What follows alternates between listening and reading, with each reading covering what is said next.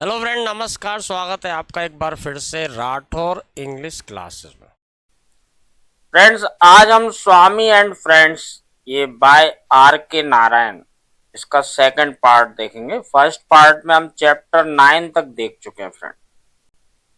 First part में chapter 1 to 9 यहाँ तक की कहानी हम देख चुके हैं। आगे की कहानियां हम आज इस सेकंड पार्ट में देखेंगे। तो आइए शुरुआत करते हैं। स्वामी एंड फ्रेंड्स बाय आर के नारायण।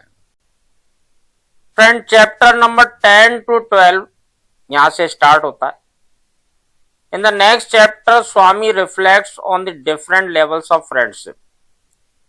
ही कंसीड्स that his attachment to Somu, Shankar and the Samuel Duppy is wholly dependent on school, and that when school ends, so does their desire for each other's company. अगले chapter की शुरुआत होती है friends, और यहाँ पर स्वामी एक दूसरे प्रकार की मित्रता के लेवल को दर्शाता है। वो ये मानता है कि उसका जो लगाव है सोमू से, शंकर से और सैमुअल दपी इससे, ये पूरी तरह से स्कूल पर निर्भर करता है। और जो ही स्कूल समाप्त होते उनका एक दूसरे का साथ में रहने का जो डिजायर, इच्छा है, वो भी खत्म हो जाती है। His attachment to money and Rajam, however, is more human. अब वो ये मानता है कि उसका जो जुड़ाव है मनी और राजम से वो ज्यादा ह्यूमन है। And now that school is over, they are always together. अब जब स्कूल समाप्त हो गए तो वो हमेशा साथ में रहते हैं। स्वामी ये मानता है फ्रेंड कि सोमू, शंकर और सैमुअल दपी, इन लोगों से जो उसकी दोस्ती है वो स्कूल तक ही सीमित है। जैसे स्कूल खत्म होते हैं, इनका एक दूसरे के साथ में रहने की जो इच्छा है ये भी खत्म हो जाती है। जबकि मनी और राजम से उसकी जो है दिल से मित्रता है।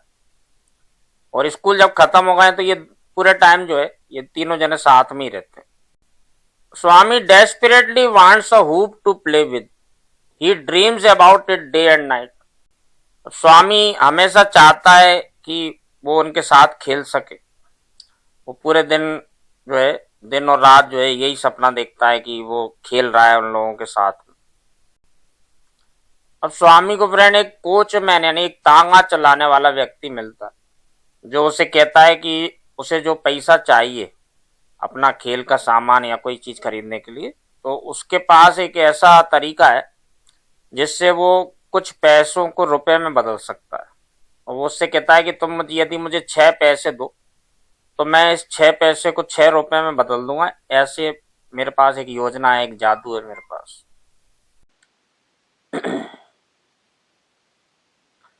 स्वामी भोला भाला छोटा सा बच्चा है जो उसकी बातों में आ जाता है।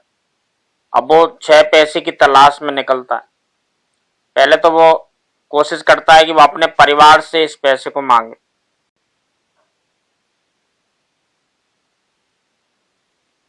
नो वन ओब्लाइजेस, कोई भी उसे पैसा नहीं देता। However, so he takes 2 pebbles and prays to the gods to convert them into money. अब छोटे से बच्चे की देखिए मासूमियत, जब उसे कोई पैसा नहीं देता तो वो क्या करता है, 2 पत्थर उठाता है और उन्हें रख देता है और भगवान से प्रार्थना करने लगता है कि भगवान तुम इन पत्थर को जो है पैसे में बदल दो। लेकिन जैसा कि प्रैक्टिकली होता है कि इससे कोई फायदा नहीं निकलता। आखिरकार जैसे तैसे करके वो पैसा इकट्ठा करता है और उस तांगे वाले को जा करके दे देता है। लेकिन वो तांगे वाला जो है केवल उससे मूर्ख बना रहा था।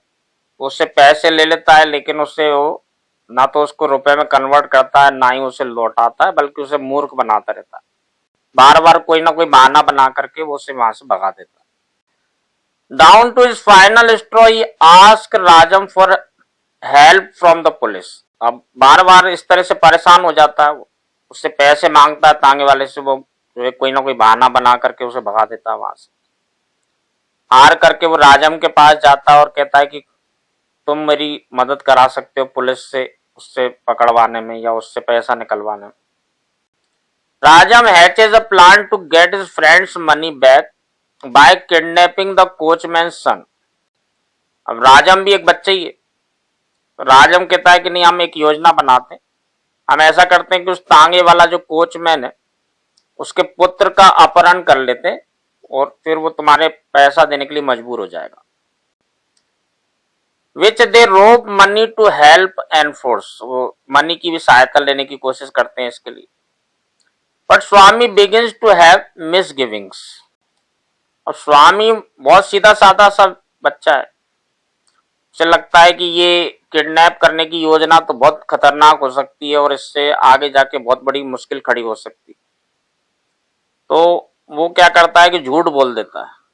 वो ये झूठ बोल देता है कि कोचमैन का जो पुत्र है उसने पैसा लौटा दिया है, और वो मनी से और राजम से कहता है कि अब तुम इस योजना पर काम मत करना। अब स्वामी तो मना कर देता है इनसे इस योजना पर काम करने से, लेकिन ये दोनों नहीं मानते और उस योजना पर काम करने लगते हैं। अब जब मनी जा रहा होता है उस कोचमैन यानी तांगे वाले के घर, तो स्वामी उसके पीछे पीछे जाता है and they get into a fight, और उनमें लड़ाई होने लगती है, with Mani attempting to strangle Swami, जहां पे मनी स्ट्रेंगल करने की यानी उसके गला दबाने की कोशिश करता, हु स्टार्ट्स टू क्राई, जो रोने लगता बहुत जोर जोर से। A crowd assembles around them, एक भीड़ इकट्ठा हो जाती है उनके आसपास। And then the coachman son emerges, वो तब जो उस तांगे वाले का लड़का वहां से बाहर निकल के आता है। Mani tries to get him to follow them by promising him a top, Mani उसका पीछा करने की कोशिश करता है, बट द बॉय होल्डविंग्स देम, लेकिन वो लड़का जो है उन्हें धोखा देने में सफल हो जाता है। Taking the top and disappearing into the house, वो उनसे टॉप ले लेता और घर के अंदर जाके गायब हो जाता। They knock on the house and a surly man appears and says that the boy is not here, वो दरवाजा जोर जोर से खटखटाने लगते हैं उस लड़के की तलाश में। तभी एक असभ्य सा एक जंगली सा आदमी बाहर निकल के आता है और वो कहता है कि यहाँ पे कोई लड़का नहीं है। The neighbors begin throwing stones at the boys due to the disturbance that they are causing and they run away. और जो इतनी जोर जोर से वो शोर मचा रहे होते हैं और दरवाजा खटखटा रहे होते हैं, इससे पड़ोसी जो है इस डिस्टरबेंस से परेशान हो जाते हैं, वो उनके ऊपर पत्थर फेंकने लगते हैं और ये देख के वो घबरा जाते हैं और वहां से भाग जाते हैं। The narrative returns to a description of Malgudi and it's instance summer time heat. अब कहानी में वर्णन आता है मालगुडी का और गर्मियों का समय और बहुत भयंकर गर्मी पड़ रही है। Swami Mani and Rajam who have firmly coalesced into a trio now, Swami Mani और राजम अब जो एक बहुत मजबूत रूप से एकत्रित हो गए एक ट्रायो के रूप में, are unbothered by the heat, इन्हें कोई फर्क नहीं पड़ता इस गर्मी से। However, and continue their afternoon rambles, इन्हें कोई इस गर्मी जो बहुत ज्यादा भयंकर गर्मी पड़ रही है इससे कोई फर्क नहीं पड़ता और वो अपना दोपहर में जो घूमना फिरना आवारागर्दी करना ये जारी रखते। स्वामी के जो पिता है उन्हें इस बात की चिंता है कि स्वामी जो है इस समय को बर्बाद कर रहा है, ये ब्रेक टाइम जो मिला है यानी गर्मियों की छुट्टियां जो लग गई इसमें केवल वो खेलता रहता है और पढ़ाई बिल्कुल नहीं करता। So he forces Swami to return to clean his books and start studying, तो वो स्वामी से कहते हैं कि वो अपने कमरे में जाए यानी जहां वो ज्यादातर रहता है, अपनी किताबों से धूल हटाए, साफ करे उन्हें और उनसे थोड़ी सी पढ़ाई करे। He forces Swami to work on an arithmetic problem, वह जोर डालते हैं स्वामी के ऊपर इस बात के लिए कि वो गणित के सवाल हल करे। But Swami is too distracted thinking about mangoes and tries to give up, लेकिन स्वामी का ध्यान पूरी तरह से भटक चुका है यानी पढ़ाई में उसका कोई मन नहीं लगता। उसे आम के जो है आम के बारे में सोचता है, गर्मियों के समय आम आते हैं और वो किसी तरह से कोशिश करता है वहां से जैसे तैसे निकल जाए वहां से। However, his father questions him further to make him finally solve the problem, हालांकि उसके पिता उसका पीछा नहीं छोड़ते और उससे आखिरकार पूछते हैं कि उसने उस सवाल का हल क्या निकाला। After a half hour of agony, एक लगभग आधे घंटे की यातना के बाद Swami finally solve the math problem and burst into tears, आखिरकार स्वामी जो है उस सवाल का हल जैसे तैसे करके निकाल लेता और फूट फूट के रोने लगता। स्वामी's father feels bad for pushing his son to tears. अब उसके पिता को ये देख करके बहुत बुरा लगता है कि उन्होंने उससे जबरदस्ती जो गणित का सवाल हल कराया, जबकि वो पढ़ने का बिल्कुल भी इच्छुक नहीं। जब इस तरह से फूट फूट के रोने लगता है तो जैसे सामान्य तौर पे एक पिता जो रहता है उसका हृदय द्रवित हो जाता है और उससे बहुत बुरा लगता है कि मेरी वजह से ऐसा हो गया। So he invites to come with him to the club. तो उसका मन अच्छा करने के लिए वो कहता है कि चलो मेरे साथ क्लब में चलो। विच स्वामी ईगरली एक्सेप्ट्स, जिसे स्वामी जो है उत्सुकता पूर्वक स्वीकार कर लेता है इस बात को। He gets his cap and coat and enjoys watching his father play tennis. वो अपना बढ़िया सा कोट पहनता है, कैप लगाता है और आनंद लेता है जब उसके पिता टेनिस खेल रहे होते। Convinced that he is the best player, वो ये मानता है कि उसके पिता सबसे बढ़िया खिलाड़ी। Gaining a sense of his own self importance, ये अपना स्वयं का महत्व का भाव भी उसके मन में आने लगता है। To his astonishment, he spots the coachman's son at the club. अब आश्चर्यजनक रूप से घटना होती है कि वो जो तांगे वाला जो था उसका पुत्र भी वहां पर दिखता है उसको क्लब में। Who takes out his pocket knife and grins maliciously at him. जो अपने पॉकेट से, अपनी जेब से एक छुरा निकालता है और एक द्वेष की भावना से उसकी तरफ इशारा करता है चाकू लेकर के, जैसे कि उसे मार देगा। Seized with fear, अब डर के मारे घबरा जाता है, कांपने लगता है। He tries to avoid the coachman's son and stick with his father at all times without drawing enough attention to have to explain. तो अब स्वामी इतना ज्यादा डर जाता है उसके हाथ में चाकू देख करके, और जैसा वो इशारा कर रहा था कि उसको जैसे ही मिलेगा तो मार डालेगा, वो कोशिश करता है कि उसकी तरफ ना देखे और अपने पिता से चिपक जाता है। वो पूरे टाइम चिपका रहता है, जितने दौरान वो क्लब में रहते तो वो उनको छोड़ते ही नहीं। Finally his father and him get in the car, आखिरकार उसके पिता और वो दोनों जो है कार में जाकर के बैठ जाते हैं एंड ड्राइव हो गए, वो वहां से गाड़ी लेके चले जाते हैं। And only then does Swami breathe easily, और तभी जाकर के स्वामी की सांस में सांस आती। The next chapter entitled broken panes, अब अगला जो चैप्टर है इसका शीर्षक दिया गया broken panes. Announces the date the 15th of August 1930, और इसमें एक डेट का उल्लेख होता है 15 अगस्त 1930।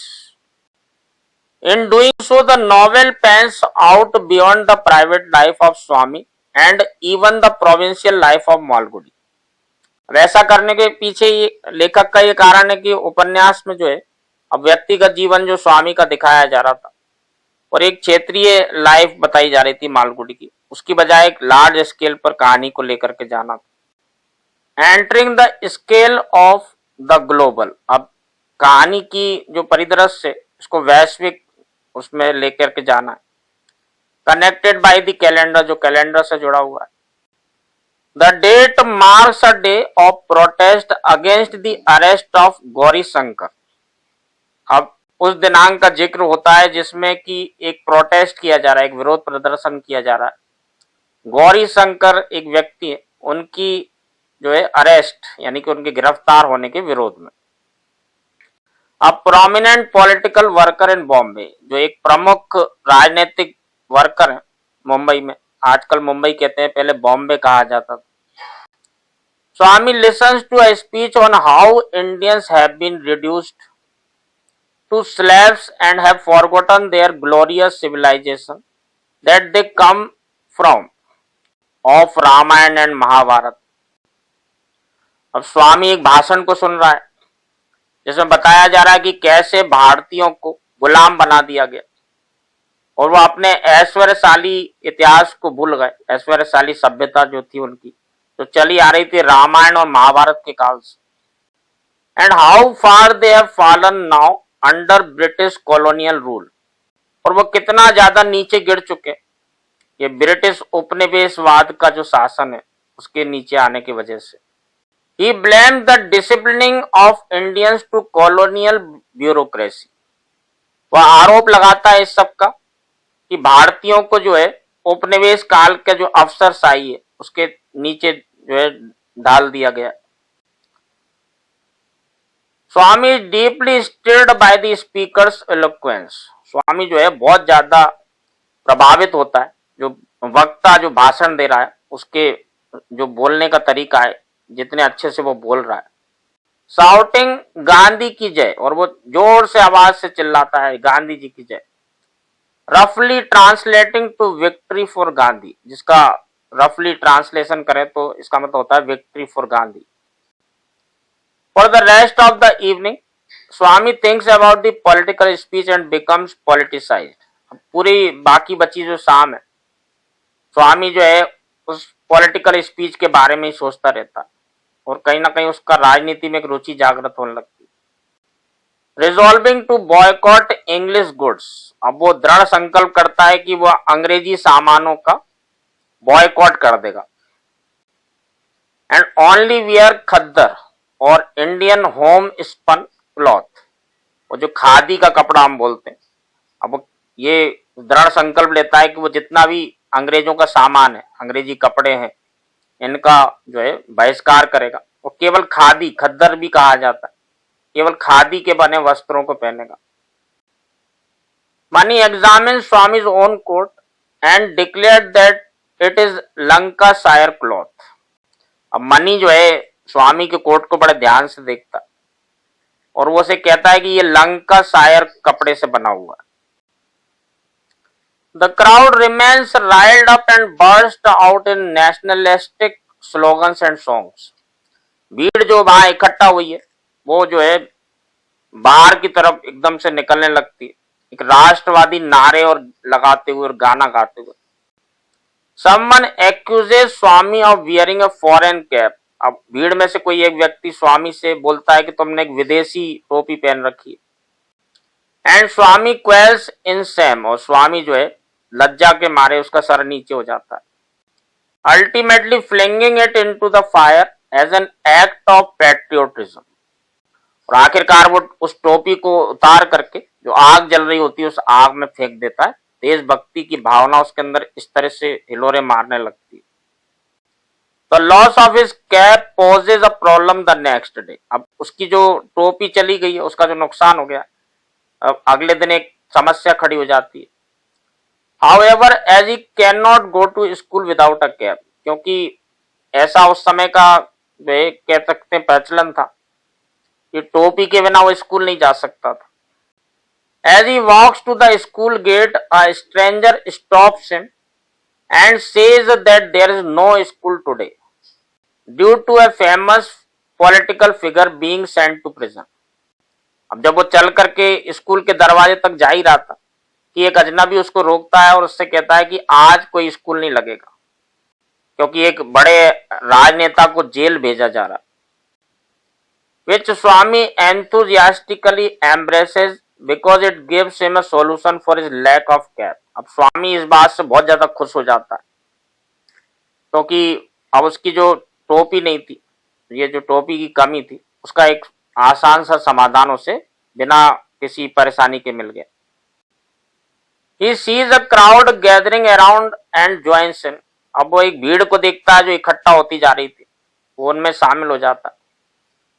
The headmaster urges the students to return to their classes.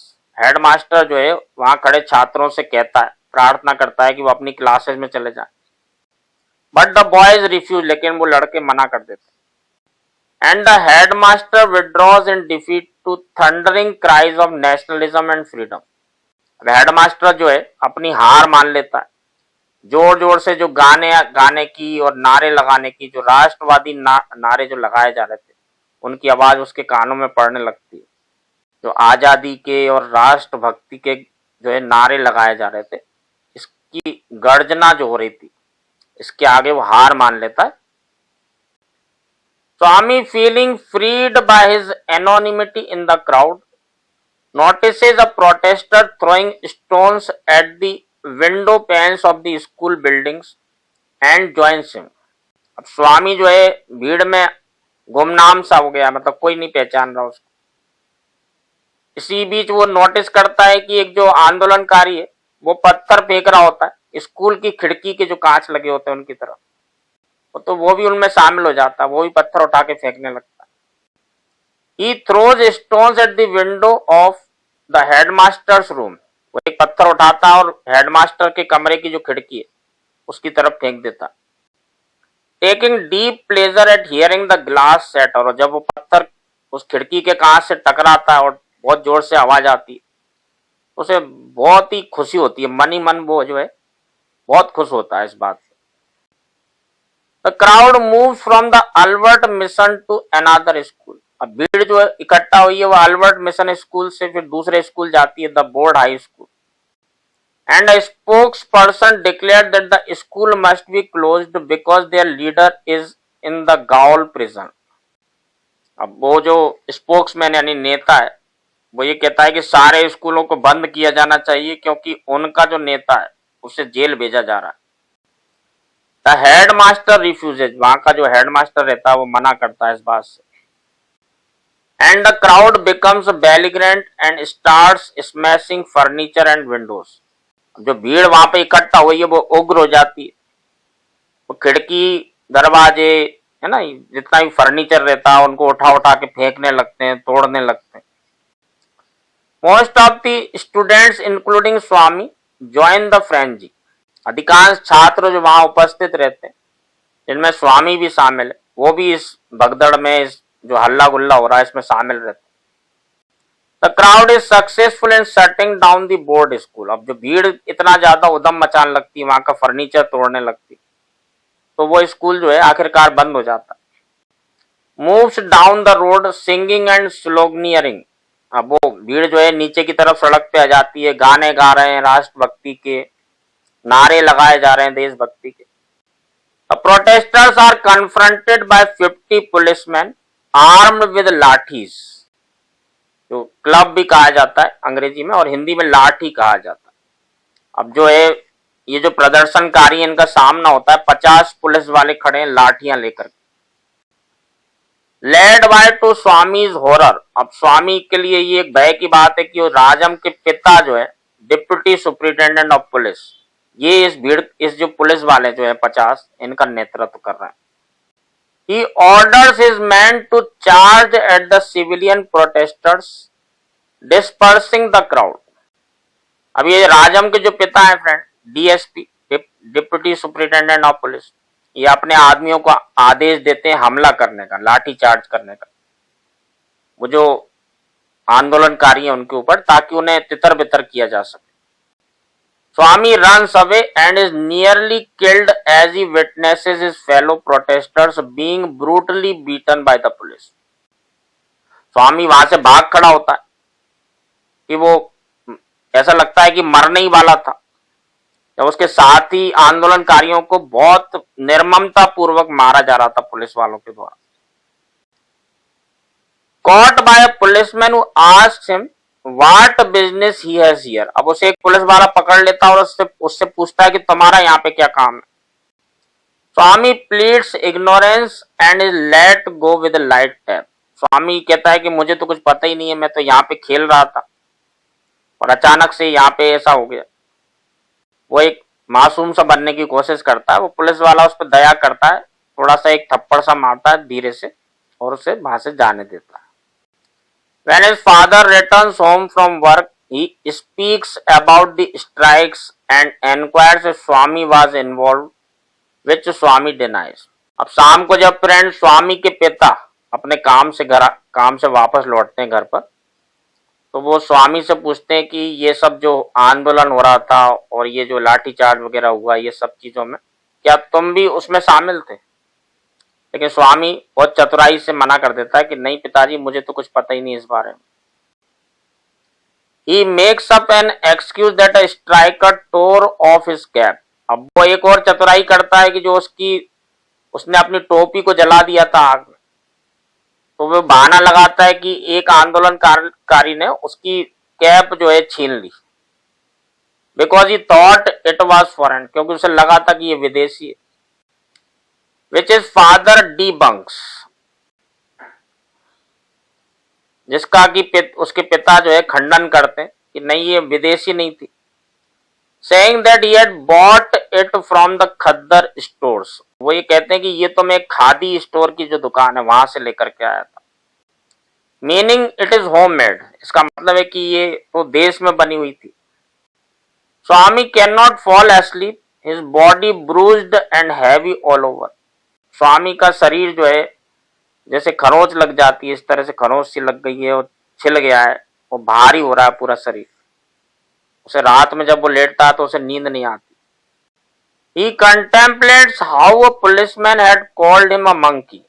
वो सोचने लगता है कि कैसे एक पुलिस वाले ने उसे बंदर कहा था। When in fact it was the policeman who had acted like monkeys। हालांकि वो ये सोच रहा है कि ये तो पुलिस वाले ही थे जो बंदरों के जैसे व्यवहार कर रहे थे।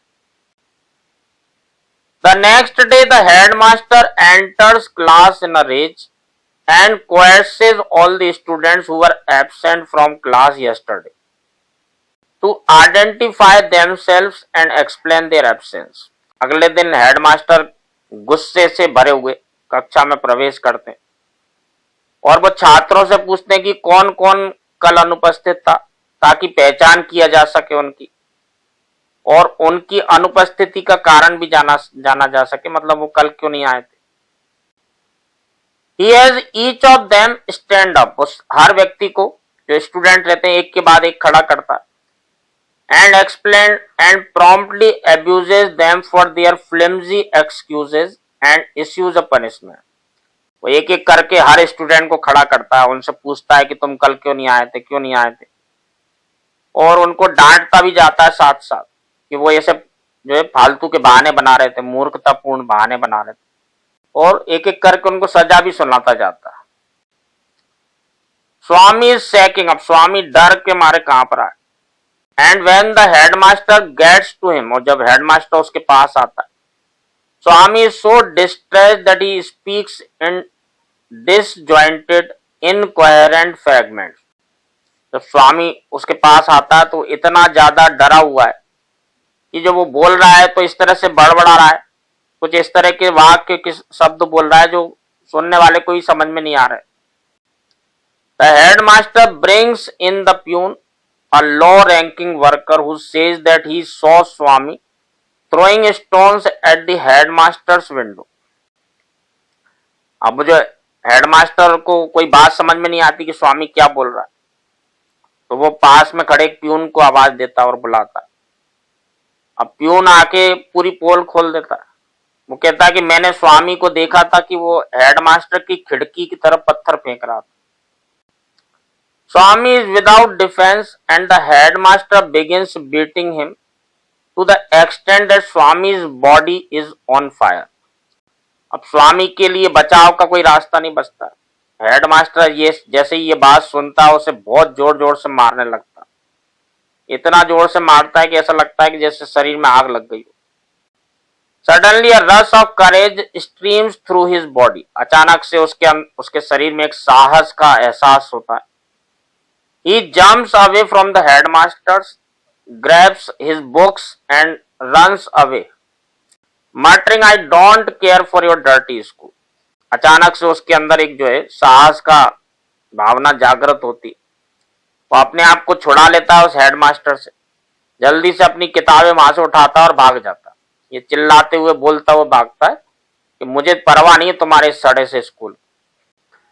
आइए फ्रेंड, अब हम देखते हैं चैप्टर नंबर 13 to 15। यहां तक हम चैप्टर नंबर 12 देख चुके हैं फ्रेंड। 6 weeks लेटर, है ना, 6 सप्ताह के बाद, Rajam comes to Swami's house to announce that he has forgiven Swami for his missteps. अब राजम स्वामी से कहता है कि उसने उसे माफ कर दिया, उसने जो गलत कदम उठाए थे उसके लिए। Meaning is expulsion from the Albert mission school and his political activities. का मतलब यह था कि उसे जो निकाल दिया गया था अल्बर्ट मिशन स्कूल से, और उसने जो राजनीतिक गतिविधियां की थी उसकी वजह से। Swami now attend the board high school. अब स्वामी जो है बोर्ड हाई स्कूल में जाएगा, which Rajam and others look down upon as an inferior situation. जैसे कि राजम और उसके जो दूसरे साथी हैं वो ऐसा मानते हैं कि एक नीचे दर्जे का स्कूल है। Swami is relatively happy at his new school as his new classmates are curious about him and give him a lot of attention. अब स्वामी जो है ज्यादा खुश से बजाय पहले वाले स्कूल के इस नए स्कूल में, क्योंकि उसके जो नए क्लासमेट है वो ज्यादा उत्सुक दिखाई देते हैं उसके प्रति और उसे उसकी तरफ ज्यादा ध्यान दे रहे हैं। His friendship with Rajam and money remains intact। उसकी जो मित्रता है राजम से और मनी से, उसे उसमें कोई फर्क नहीं आता है। But his other relationships have largely dissolved। लेकिन उसके जो बाकी जो दोस्त थे अल्बर्ट मिशन स्कूल के, वो लगभग खत्म से ही हो जाते हैं, उनसे मिलना जुलना बंद हो जाता है। One afternoon, Swami is holding a camera and is held by राजम। एक दोपहर को स्वामी एक कैमरा लेकर खड़ा होता है और उसका अभिवादन किया जाता है राजम के द्वारा। Swami says that his classmate who is Muslim made the camera. Swami Rajam से कहता है कि उसका क्लास में एक लड़का है जो मुस्लिम है, उसने एक कैमरा बनाया। Rajam denigrate the classmate because he is prejudiced against Muslim due to the history of violence between Hindus and Muslim. अब राजम जो है वो मुस्लिम्स को पसंद नहीं करता, वो कहता है कि ये अच्छे लोग नहीं होते, क्योंकि उसने हिंदू और मुस्लिम्स के बीच में हिंसा के इतिहास को देखा।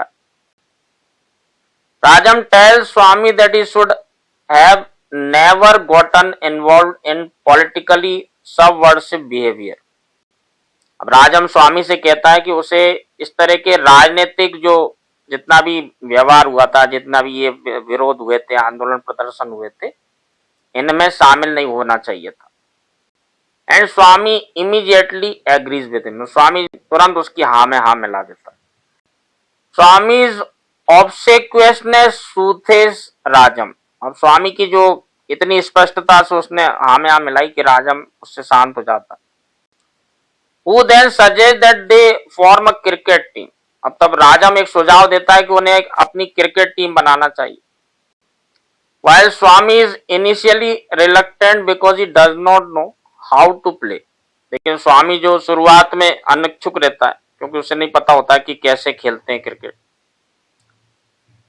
राजम is adamant that they start a team and declares its name MCC।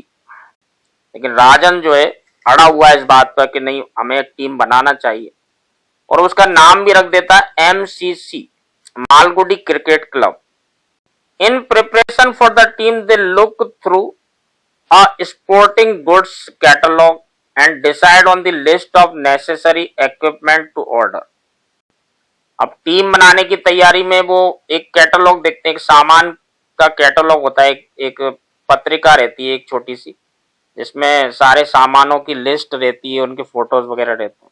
तो वो एक कैटलॉग को देखते हैं और निश्चय करने लगते हैं, सामान की लिस्ट बनाने लगते हैं कि क्या क्या इक्विपमेंट की जरूरत पड़ेगी ऑर्डर देने के लिए टीम के लिए। They write a letter to the company as members of the MCC। They receive a letter. वो एक कंपनी को पत्र लिखते हैं MCC के सदस्यों की ओर से, और उनकी तरफ से भी एक पत्र आता है इनके पास। Not from the sporting goods company but rather from their old friend Shankar whose family moved away from Malgudi।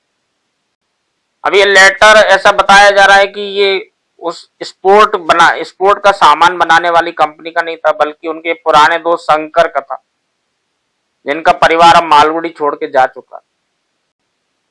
He expresses that he has been ill the past few days and that he has started playing cricket।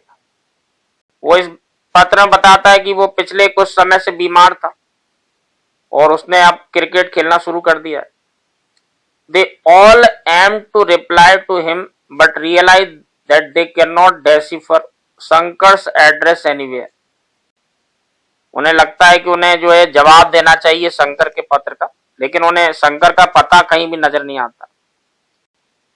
Soon afterward, they are overjoyed to receive a letter from the sporting goods company। जल्दी इसके बाद क्या होता है कि वो जो सामान स्पोर्ट का सामान बनाने वाली कंपनी रहती है, उनकी तरफ से एक पत्र आता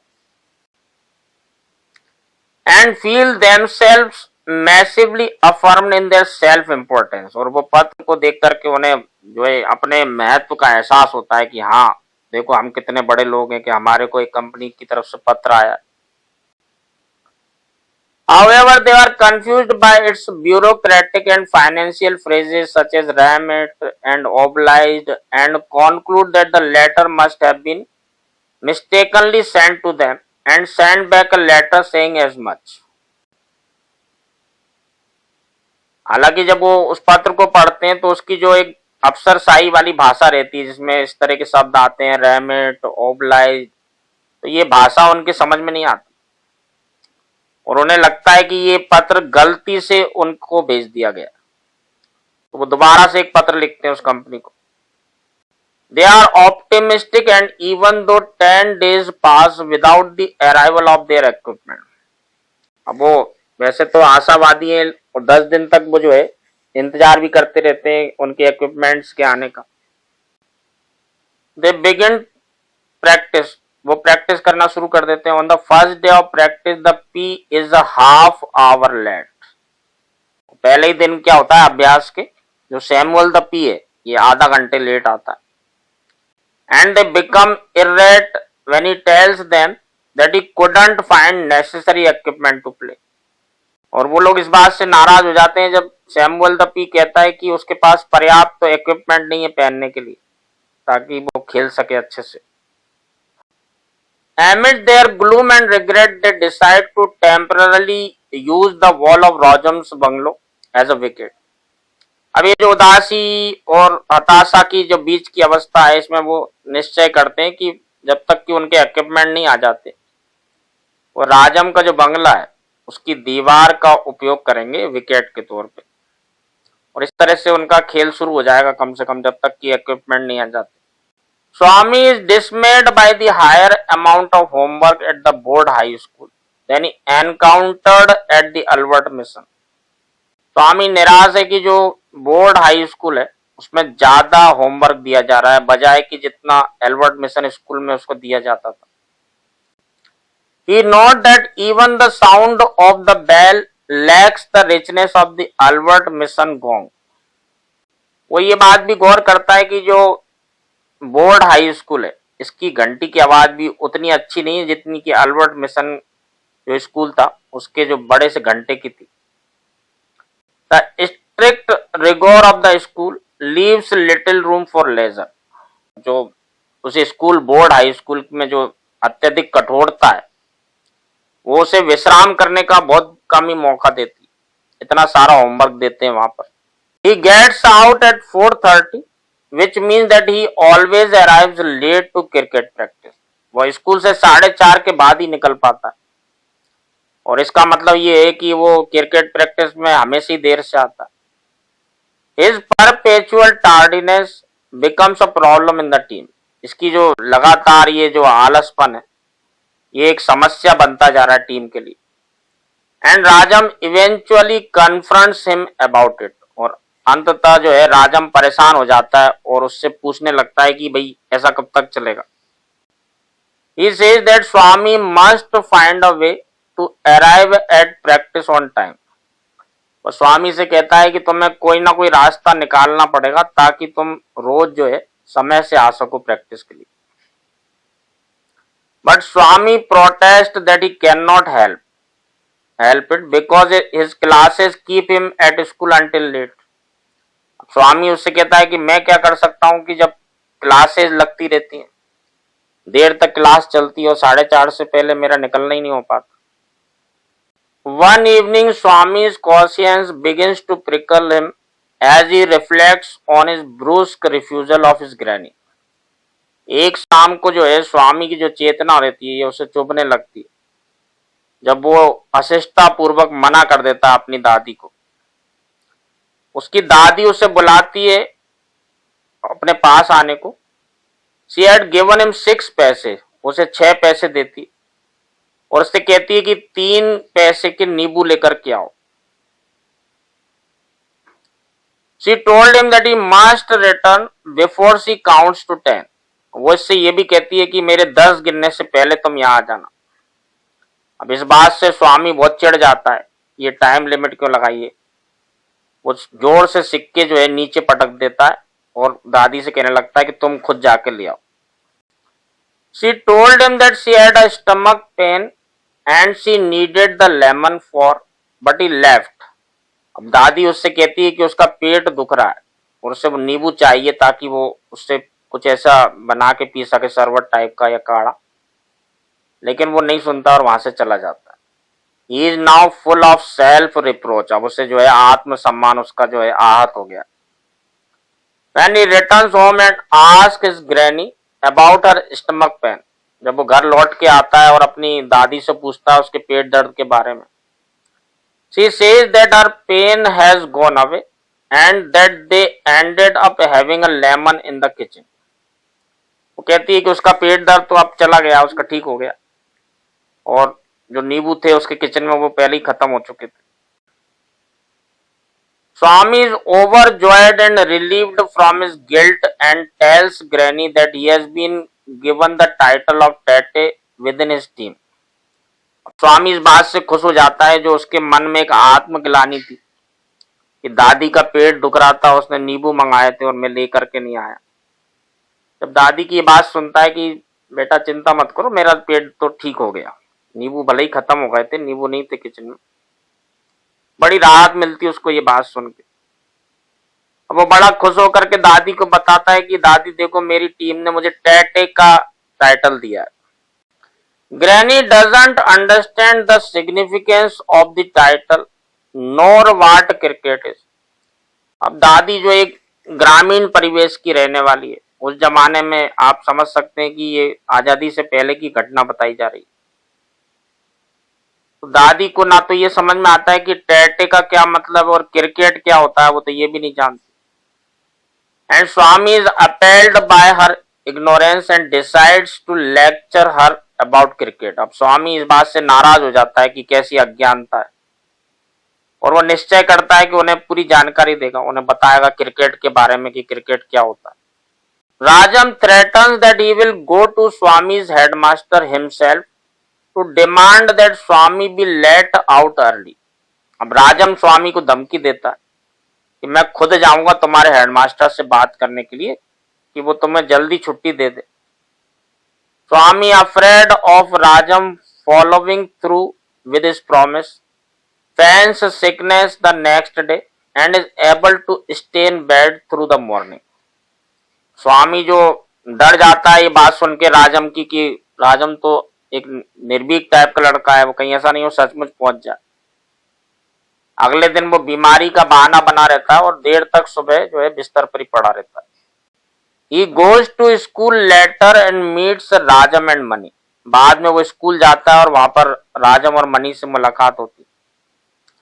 They enter the headmaster's room together। ये तीनों मिलकर के जो है हेडमास्टर के कमरे में जाते हैं, but find he is sleeping, लेकिन वो देखते हैं कि वो तो सो रहा है। When he wakes up, they introduce themselves। जब उसकी नींद खुलती है तो वो तीनों अपना परिचय देते हैं। राजम introduces himself as the captain of the MCC। राजम अब बड़े गर्व से अपना परिचय देता है कि वो MCC का कैप्टन है, और वो कहते हैं हेडमास्टर से कि वो स्वामी को 4:30 बजे से पहले जान दें, क्योंकि वो हर दिन जो है लेट हो जाता है प्रैक्टिस में आने से। The headmaster refuses। हेडमास्टर सीधा सीधा मना कर देता है। However, and tells them to leave। और उनसे कहता है कि यहां से चले जाओ। Even when Rajam tries to invoke his status as son of the police superintendent। यहां तक कि राजम उसे ये धौंस दिखाने की कोशिश भी करता है कि वो एक पुलिस सुपरिटेंडेंट का लड़का है, इससे कोई फर्क नहीं पड़ता हेडमास्टर को, और वो उनसे उन तीनों को वहां से भगा देता। The MCC challenges the Young Men's Union। अब MCC जो मालगुडी क्रिकेट क्लब है, ये चुनौती देती है एक और दूसरी टीम है Young Men's Union to a friendly match, एक मैत्रीपूर्ण मैच के लिए। राजम becomes fixated on the upcoming match and assesses all the players on the team। अब राजम के ऊपर पूरी जिम्मेदारी है आने वाले मैच की, अब वो मूल्यांकन करता है सारे खिलाड़ियों को उसकी team, zeroing in on Swami and is great unreliability. और वो स्वामी को जो है बिल्कुल शून्य उसकी योग्यता को जैसे दर्शाता है, और उसकी जो ग्रेट अनरिलायबिलिटी है, बहुत बड़ी जो है, उस पर विश्वास नहीं किया जा सकता ऐसा व्यक्ति। He presses Swami further on trying to leave school early. दोबारा से स्वामी से कहता है कि वो कोशिश करे स्कूल से जल्दी आने की।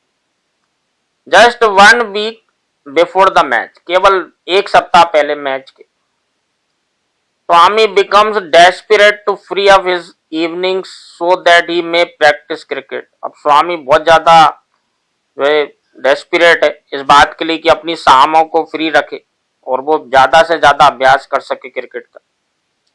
He tries to beg with the drill master to let him leave early. वो जो ड्रिल मास्टर रहते हैं जो स्कूल में ड्रिल कराते हैं उनसे भी प्रार्थना करता है कि उसे जल्दी छोड़ दें। Claiming delirium and lack of sleep, वो कहता है मुझे चक्कर आने लगते हैं, इतनी ज्यादा जो है ड्रिल की जाती है और उसकी नींद पूरी नहीं हो पाती, वो इतना थक जाता है। The drill master tells him to leave, अब ड्रिल मास्टर कहता है कि ठीक है कोई बात नहीं चले जाओ। And Swami thrilled leaves in a blur of happiness and arrives eight practice on time. अब स्वामी की खुशी का ठिकाना नहीं रहता, भागते हुए जाता है, प्रैक्टिस पे समय से पहुंच जाता है। The next morning he visits a doctor and asks him to write a certificate asking the school to let him off at 4:30 so that he might practice and help MCC win the cricket match. अगले दिन वो एक doctor के पास जाता है और उससे कहता है कि आप मुझे एक ऐसा सर्टिफिकेट बना दो कोई बीमारी का, ताकि मुझे जल्दी से छुट्टी मिल जाए स्कूल से और मैं जाकर के मदद कर सकूं एमसीसी की और अभ्यास कर सकूं समय से, जो हमारा क्रिकेट मैच होने वाला है एक दूसरी टीम से। The doctor says that he cannot give him a certificate if nothing is actually wrong with him. अब डॉक्टर इस बचकानी बात से तुरंत मना कर देता, वो कहता है मैं ऐसा कोई सर्टिफिकेट नहीं बना सकता जब तुम वाकई में तुम्हें कोई परेशानी ही नहीं है। But he promises to talk to his headmaster and ask that he let Swami off after 4:30. लेकिन वो ये बात जरूर कहता है कि मैं तुम्हारे हेडमास्टर से बात करूंगा कि तुम्हें वो जल्दी छुट्टी दे दें, 4:30 या उससे पहले या 4:30 के आसपास तुम्हें छुट्टी दे सके ताकि तुम समय से अपनी अभ्यास के लिए जा सको। दस स्वामी स्टार्ट्स लीविंग क्लास अर्ली, इस प्रकार से स्वामी को छूट मिल जाती है जल्दी जाने की। However, one day in class, the headmaster intervenes and asks Swami to walk up to him. अब एक दिन क्या होता है कि स्वामी जो है क्लास में रहता है और हेडमास्टर आते हैं और उससे कहते हैं कि मुझे तुमसे बात करनी है, मेरे साथ चलो। He twists Swami's neck to make him face the class and makes an example of him and asks why he has been skipping class early. वो स्वामी की गर्दन मरोड़ते हैं और क्लास की तरफ मुंह कर देते हैं उसका, ताकि एक एग्जाम्पल बनाया जा सके, और उससे पूछते हैं कि वो रोज क्लास से जल्दी क्यों जा रहा है। When Swami tries to defend himself, saying that he thought the doctor had already spoken to him. अब स्वामी अपना बचाव करने की कोशिश करता है ये कहते हुए कि डॉक्टर साहब ने आपसे बात की होगी, लेकिन हेडमास्टर तो कंफ्यूज जाता है कि क्या बात कह रहा है। अब स्वामी को ये एहसास हो जाता है कि डॉक्टर ने अपना वचन नहीं निभाया और उसने कोई बात ही नहीं करी हेडमास्टर से, जबकि वो तो सोच रहा था कि डॉक्टर ने बात कर ली होगी और इस कारण से वो जल्दी भाग जाता था स्कूल से। The headmaster starts caning Swami as punishment. अब हेडमास्टर जो हाथ में बेंत एक डंडा लिए रहता है उससे मारना शुरू कर देता है स्वामी को पनिशमेंट के रूप में, in front of the class, पूरी क्लास के सामने। And a flood of emotions weeps through him, he plucks the can from the headmasters hand and flings it through the window. अब पूरी क्लास के सामने बेंत से उसे इतनी जोर जोर से मारा जा रहा होता, उससे रहा नहीं जाता, वो जोर जोर से रोने लगता है और उसके बाद वो हेडमास्टर के हाथ से उस छड़ी को छीन लेता है और उसे उठा के खिड़की से बाहर फेंक देता है। He runs knowing that his time at the board high school is likely over. वो तेजी से वहां से भागता है और ये बात समझ जाता है कि अब उसका जो बोर्ड स्कूल का जो टाइम था ये खत्म हो चुका है। He has nowhere else to go. अब उसके पास कोई दूसरी जगह नहीं है जाने के लिए। Though since there are no other school in Malgudi, क्योंकि अब मालगुडी में कोई दूसरा स्कूल ही नहीं। He decides that he must escape and run away and never come back to Malgudi. अब वह निश्चय करता है कि वो भाग जाएगा वहां से और मालगुडी को छोड़कर ही चला जाएगा और कभी वापस नहीं आएगा। A place dominated by his father and the headmaster, एक ऐसी जगह जहां पर कि शासन चलाया जाता है, एक वर्चस्व, एक जैसे दादागिरी की जा रही है उसके पिता और हेडमास्टर के द्वारा। Knowing father will beat him and make him return to the high school, वो ये जानता था कि पिताजी उसे मारेंगे और उसे मजबूर कर देंगे कि वापस वो स्कूल जाए। Swami makes up his mind to escape the town. अब स्वामी अपना मन बना लेता है उस शहर को छोड़ने का।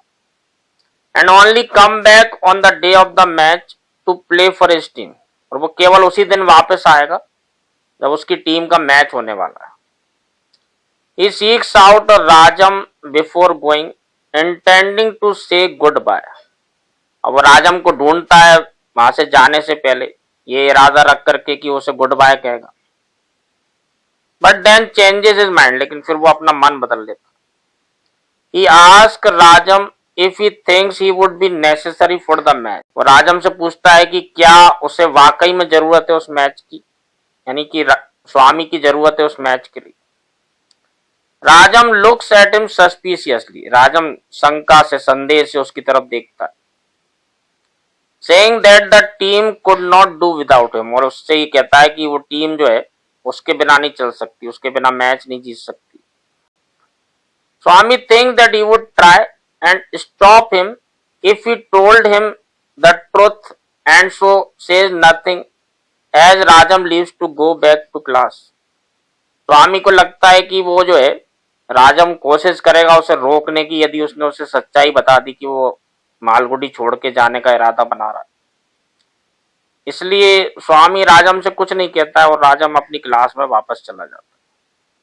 तो फ्रेंड, यहां तक हमने चैप्टर नंबर 15 को देख लिया, स्वामी एंड फ्रेंड्स। क्योंकि ये बहुत बड़ा उपन्यास है फ्रेंड,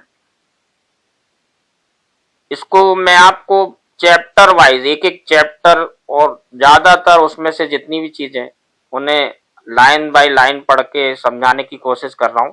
और ये तरीका मैंने इसलिए अपनाया कि आपके लिए, यानी आपके मन में कोई भी ऐसी चीज नहीं छूटना चाहिए जो परीक्षा में आपको परेशान करे। जब इतना डिटेल में हम किसी चीज को पढ़ते तो उसकी, उस उपन्यास की या उस ड्रामा की हर बारीकी हमारी नजर से एक बार तो कम से कम गुजर ही जाती है। आई होप कि ये वीडियो आपको बहुत पसंद आएगा friend. Thank you very much for watching this video. Please like and subscribe the video and our channel. Next video में फिर मिलेंगे। Thank you.